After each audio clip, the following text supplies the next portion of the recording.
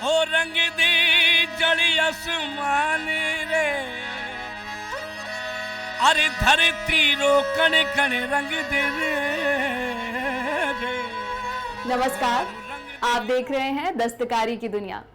काष्ठ कला यानी वुडन आर्ट भारत की सबसे प्राचीन और सुंदर कलाओं में से एक, जिसमें लकड़ी को काट कर, तराश कर और सजाकर मंदिरों की मूर्तियां, मंदिरों की खिड़कियां और दरवाजे और भी अन्य चीज़ों का निर्माण किया जाता है। आज हमारे साथ एक बहुत ही बेहतरीन आर्टिस्ट जुड़ रहे हैं जो कि आपको बताएंगे कि मॉडर्न वुडन आर्ट कैसे किया जाता है और इसकी हर एक डिटेल। तो आइए मिलते हैं एकता नाहर जी से।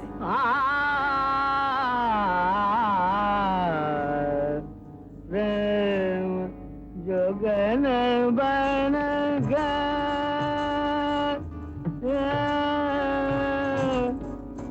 जोगन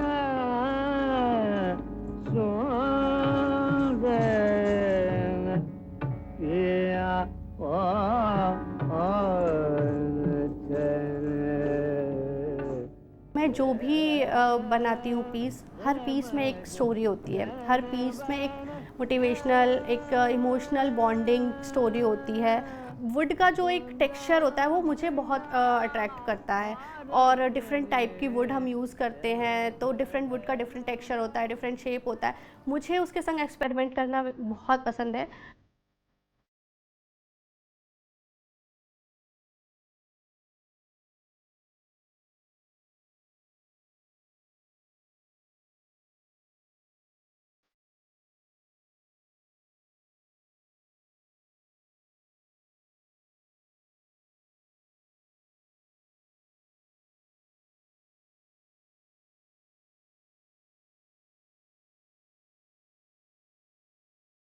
प्लीज़ बताइए कि कब ऐसा आपको लगा कि मेरे को वुडन आर्ट्स बहुत पसंद है, और ये आपकी जो जर्नी है वो कैसी रही? मेरा घर जब मुझे सजाना था और मेरे पास बजट नहीं था, और उस टाइम पर मैंने सोचा वेस्ट मटेरियल से, जो कबाड़ का सामान मेरी बालकनी में पड़ा हुआ था, और मैंने वहाँ से शुरू किया कि मैं बालकनी में ऐसे जो स्क्रैप वुड पड़े हुए थे, जो हम सबके घरों में पड़े होते हैं, वहाँ से मैंने स्टार्ट किया और अपने घर को सबसे पहले डेकोर किया, क्योंकि मुझे सस्टेनेबिलिटी चाहिए थी, मुझे कोई भी प्लास्टिक फ्री सामान चाहिए था, तो मैंने वेस्ट मटेरियल से बनाना शुरू किया, और वहाँ से मेरी जर्नी शुरू हुई। स्क्रैप से पहले अपना आर्ट वर्क देखा और वहाँ से शुरू किया, बहुत ही यूनिक बात है ये। इसके साथ ही जानना चाहेंगे आपकी अचीवमेंट्स और कितने साल आपने इस आर्ट फॉर्म को अभी तक दिए हैं? शुरू किया था अपने घर से, और जब उसे लोगों ने अप्रिशिएट किया तो मुझे कई जगह मौके मिले नेशनल लेवल पे अब एग्जीबिशन करने के, और हमने कई सारे लिटरेचर फोरम्स के साथ हम गिफ्टिंग पार्टनर्स हैं। कई सारे सेलिब्रिटीज़ के पास आप हमारा कलेक्शन देख सकते हो, जैसे दिव्या दत्ता, नितिन गडकरी, कुमार विश्वास, जया किशोरी, पल्लवी जोशी। और हम बच्चों के साथ भी अलग अलग सिटीज़ में जाके इंडिया के में वर्कशॉप करते हैं, मेंटल हेल्थ, आर्ट के साथ मेंटल हेल्थ की भी बात करते हैं।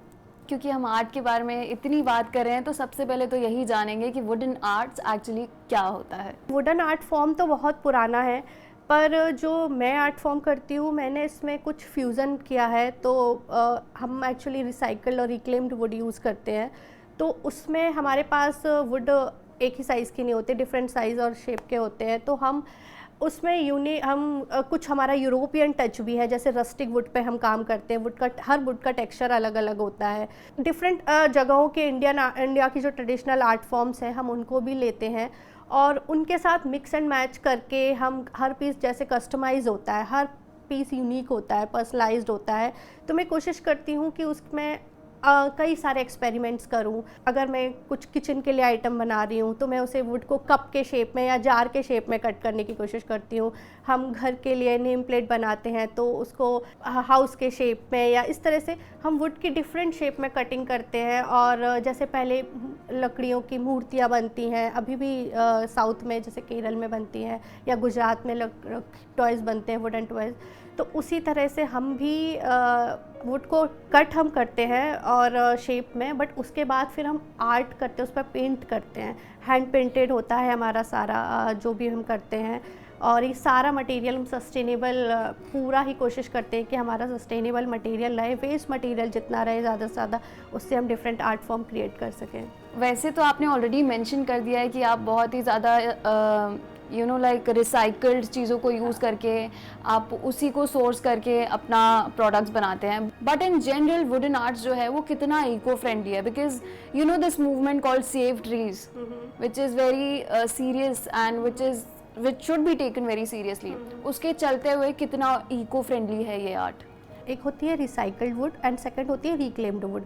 सो रिसाइकल्ड वुड वो होती है जैसे कि जो डस्ट जो होती है वुड की, हम उसको वापस से यूज़ करके वुड का फॉर्म देते हैं, उस पर कोटिंग करके एंड स्टिक करके। सो वो MDF होती है, या आपका पार्टिकल बोर्ड हो गया, प्लाई बोर्ड हो गया वो।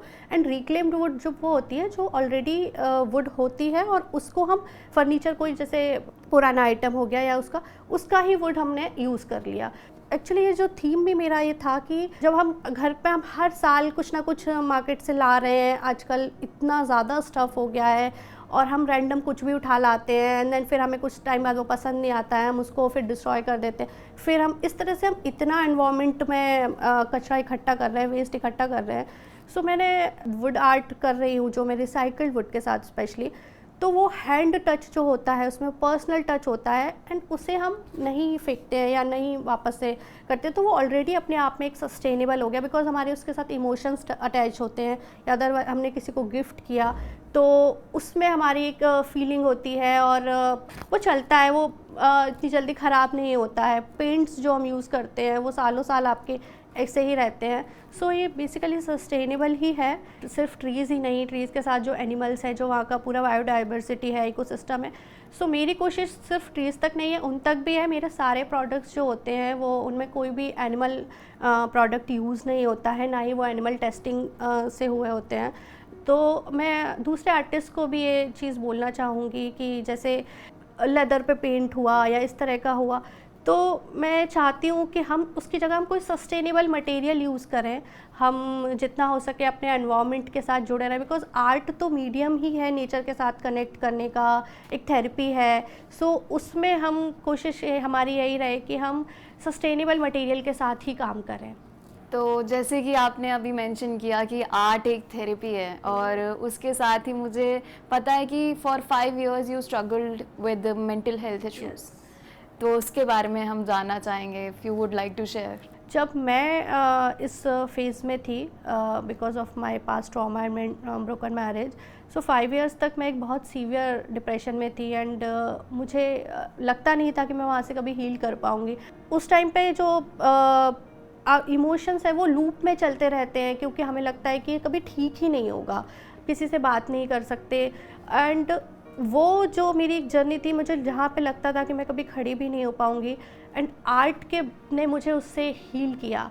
सो मेरे जो पार्टनर हैं आशीष, जो मेरे हस्बैंड हैं, उन्होंने मुझे कलर्स गिफ्ट किए, बिकॉज़ मैं बहुत ट्रॉमा में रहती थी, उदास रहती थी, एंड उन्होंने मुझे कलर्स गिफ्ट किए और उसके साथ मैंने पुरानी चीज़ों के साथ जब पेंट करना शुरू किया, एंड धीरे धीरे वो चीज़ ने मुझे हील किया। बिकॉज़ आर्ट एक मेडिटेशन है, एक एक्सप्रेशन है, आपके फीलिंग्स को एक्सप्रेस करने का, आपके अंदर का जो भी, बिकॉज आप क्रिएट कर रहे होते हो, उस टाइम आप कुछ डिस्ट्रॉय नहीं कर रहे होते, आप जब क्रिएट करते हो तो आपकी एनर्जी ऑलरेडी फोकस्ड होती है, मेडिटेशन के आप फॉर्म में होते हो। सो मुझे बहुत ज़्यादा आर्ट ने हील किया। बड़ा है दर्द का रिश्ता, बड़ा है दर्द का रिश्ता, बड़ा है दर्द का रिश्ता, ये दिल गरीब सही, तुम्हारे नाम पे आएंगे गम गुसार चले,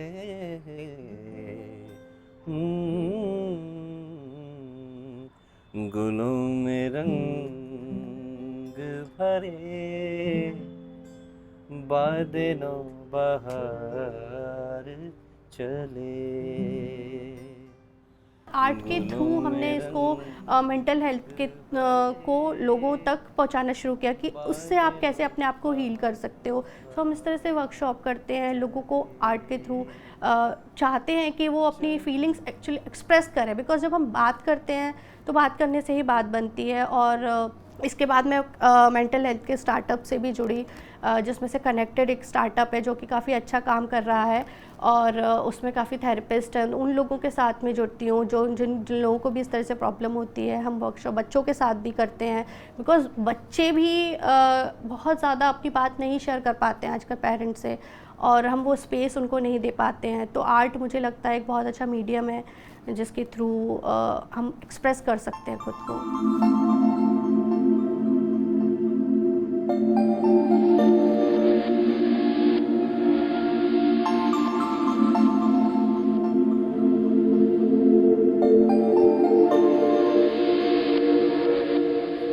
वुडन आर्ट है, आपको कब ऐसा लगा कि मुझे इसी आर्ट फॉर्म को आगे लेके जाना है, मुझे इसी को परस्यू करना है, और क्या आपने बाकी आर्ट फॉर्म्स भी ट्राई किए हैं? शुरुआत में मैं स्केचिंग करती थी, बचपन से करती थी, फैब्रिक पेंटिंग भी मैंने की है, कभी फर्नीचर्स के संग एक्सपेरिमेंट करना, एंड वेस्ट मटेरियल से बहुत कुछ बनाती हूँ।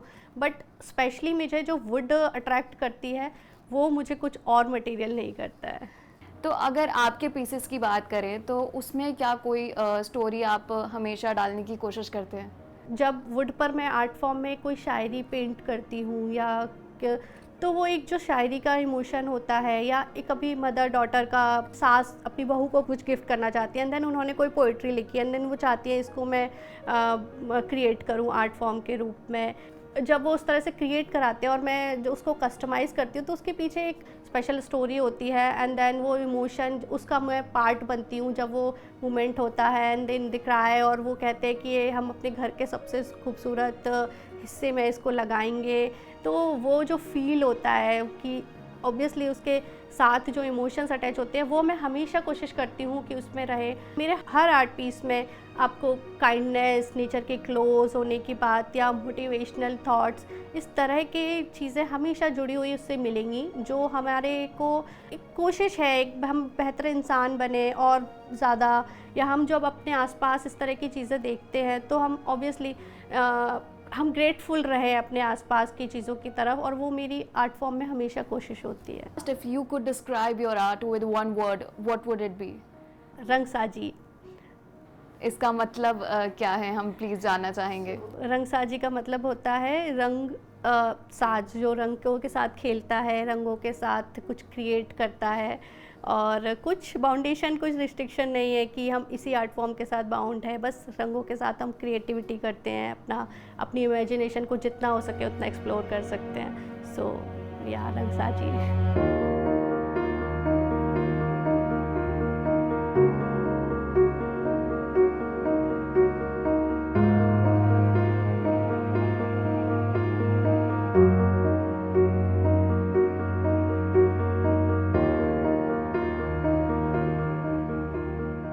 तो चलिए अब देख लेते हैं कलाकार की कारीगरी भी। तो एकता जी, अभी आप क्या बनाकर दिखाने वाले हैं? सो मैं अभी आपको अपने कुछ प्रोडक्ट्स के बारे में बताऊंगी और एक वॉल हैंगिंग में आपको बनाकर दिखाऊंगी। होम डेकोर के साथ मैं कोशिश करती हूँ कि यूटिलिटी भी कुछ ऐड ऑन करूँ।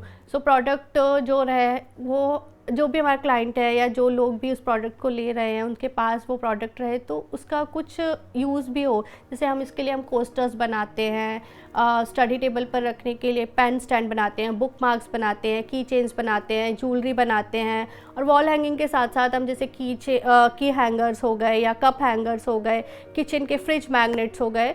सो डेकोरेटिव आइटम्स के साथ साथ हम यूटिलिटी को इसमें ऐड करने की कोशिश करते हैं। ये हमारे पास स्क्रैप्ड वुड है और अभी हमने इसको कट कर लिया है। तो वुड पर पेंट करने के लिए सबसे पहले हमें इस पर वाइट पेंट करना होता है, बिकॉज वुड जो है वो कलर एब्जॉर्ब कर लेती है। सो टाइम के साथ कलर जो है वो थोड़ा डल पड़ जाता है, तो हम इस पर सबसे पहले वाइट कोट करेंगे। तो क्या कभी आपने ट्रेडिशनल चीज़ों को अपने इस मॉडर्न आर्ट फॉर्म में जोड़ने की कोशिश की है? बिल्कुल, मैं इसमें ट्रेडिशनली आर्ट फॉर्म सारे एक्सप्लोर करने की कोशिश करती हूँ। जैसे राजस्थान का आर्ट हो गया, लिप्पन आर्ट हो गया, या मधुबनी आर्ट है, मुग़ल आर्ट है, झरोखा है, और साथ में मुझे यूरोपियन आर्ट भी बहुत इंटरेस्टिंग लगता है, जो वहाँ पर रस्टिक वुड में काफ़ी काम होता है क्रिसमस पर या इस पर बहुत सारे वहाँ का आर्ट में मैं काफ़ी इंटरेस्टेड, तो मैं फ्यूज़न में काम करती हूँ कि मॉडर्न आर्ट को, इंडियन आर्ट को यूरोपियन आर्ट के साथ टच कर दिया। जैसे अभी मैं हम इस पर रस्टिक लुक थोड़ा सा देंगे इस वुड पे भी, और मिरर वर्क में करती हूँ, क्ले वर्क करती हूँ, ट्राइबल आर्ट फॉर्म में प्रोडक्ट्स बनाती हूँ। सो मैं इस पे भी वाटर शेड में इसको पेंट कर रही हूँ। मैं मॉडर्न आर्ट, फ्यूज़न आर्ट में ज़्यादा काम करती हूँ, जो कि फ्री स्टाइल है, तो हम इसमें इंडियन आर्ट फॉर्म को भी टच करते हैं। अलग अलग राजस्थानी आर्ट है या मुग़ल आर्ट है, क्ले आर्ट है, लिप्पन आर्ट है। हम इसमें शेडिंग करेंगे डिफरेंट कलर की। तो हमने इस पर अभी पेंट कर लिया है, शेडिंग में किया है लाइट टू डार्क, और ये अभी रेडी है। और अब हम इस पर थोड़ी सी शेडिंग करेंगे, इसको थोड़ा रस्टिक लुक देंगे। और इस पर हमने अभी ड्रिल भी कर लिया है, और हम इस पर थोड़ी सी शेडिंग करेंगे। इसको हल्का हल्का सा स्क्रैप भी करेंगे, वाला स्क्रैप उठाना था।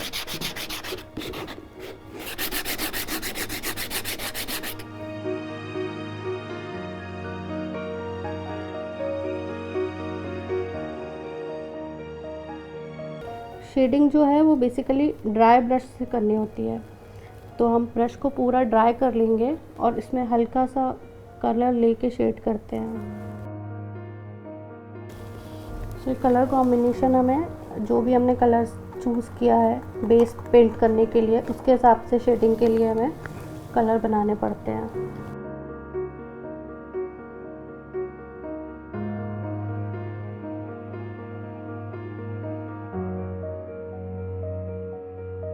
सो आपने ओशन थीम पे ये बनाने की कोशिश की है, बट मैं आपके कलर कॉम्बिनेशंस देख पा रही हूँ कि वो बहुत ही ज़्यादा यूनिक है, तो इसके पीछे कोई रीज़न? सो कलर कॉम्बिनेशन मेरा जो है वो नेचर के बहुत क्लोज है। जैसे ये शेड जो मैंने किया है ये ओशन शेड है, इसके अलावा जैसे इसमें वाटर के जो क्लोज है, और ये जैसे फायर वाला शेड है, सनराइज़ वाला येलो एंड ऑरेंज रेड के कॉम्बिनेशन में है।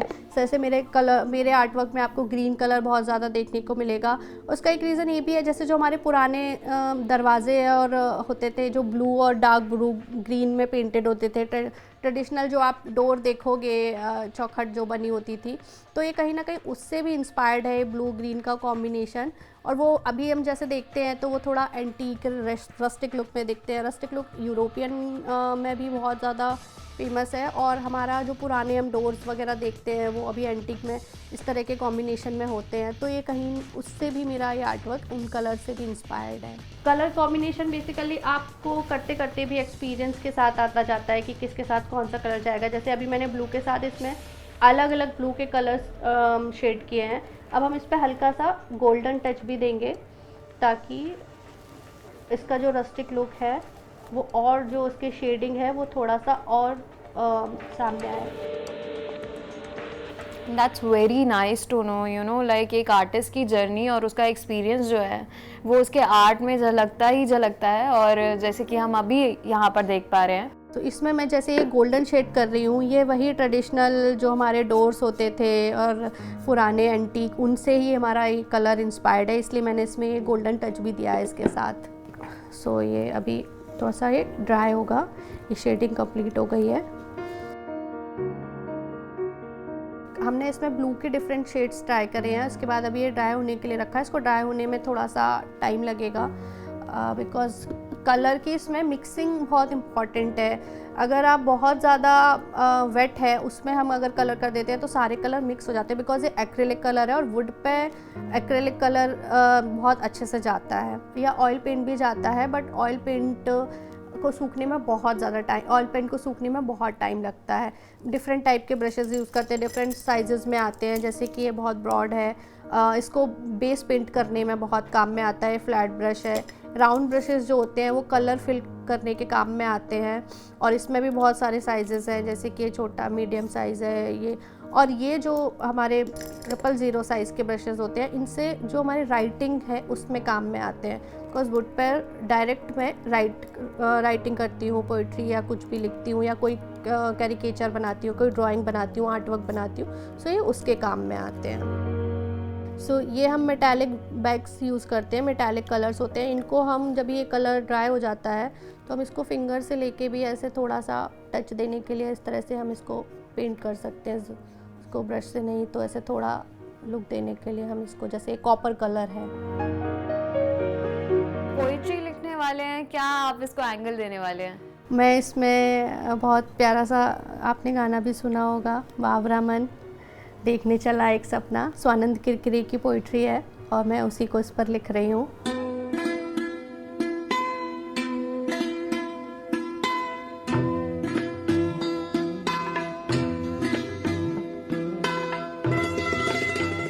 अच्छा, इसमें जब हम राइटिंग करते हैं तो हमारा सबसे मेन ये रहता है कि कलर जो विजिबल हो, जो पढ़ने में इजी हो। हम हर कलर से राइटिंग नहीं करते हैं। मेन जो हमारे कलर्स हम यूज़ करते हैं, जैसे वाइट हुआ, रेड हुआ, ब्लैक हुआ, येलो हुआ, ये 4 कलर मेन यूज़ करते हैं बिकॉज इनकी विजिबिलिटी बहुत अच्छी होती है।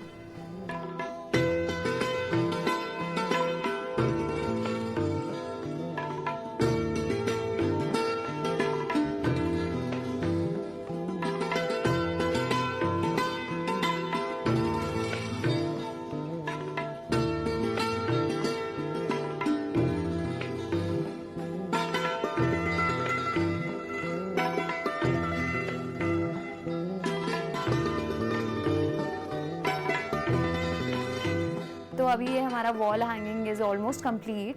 हाँ, इसमें अभी हम की चेन्स टांगने के लिए हुक्स लगाएंगे और उसके पहले हम इस पर वाटरप्रूफ कोटिंग करेंगे सो दैट कि इस पर डर्ट कुछ भी ना लगे, और अगर इस पर लगती है तो नॉर्मल ये आराम से क्लीन हो जाएगा। सो आप इसको सालों साल आराम से अपने घर में टांग सकते हैं। तो इसकी लॉन्जेविटी बहुत रहेगी। बहुत ड्यूरेबिलिटी। हाँ, सो हम इस पर वही वाटरप्रूफ कोटिंग करेंगे।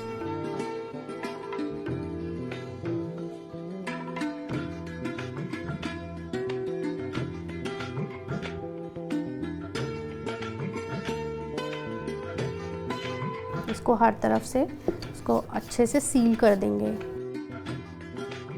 अभी इसमें हुक्स लगने हैं। सो ये हमारा वॉल हैंगिंग रेडी है, और ये अगर खुद भी बनाना चाहते हैं तो घर में स्क्रैप वुड आपको इजीली मिल जाएगी। आप उस पर पेंट करके अपनी पसंद का कोई भी कविता या शायरी लिखकर आप बना सकते हो।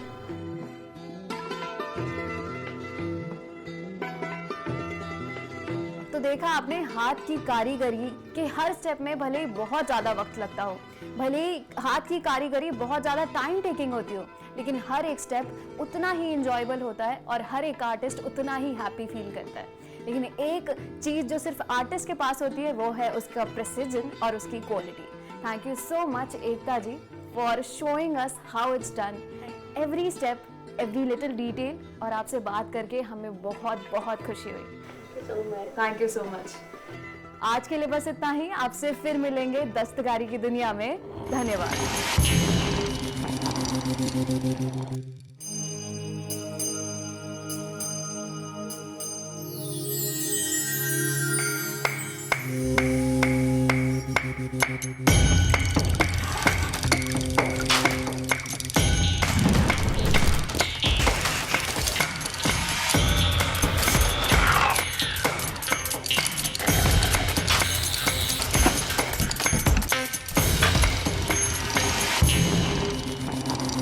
Thank you.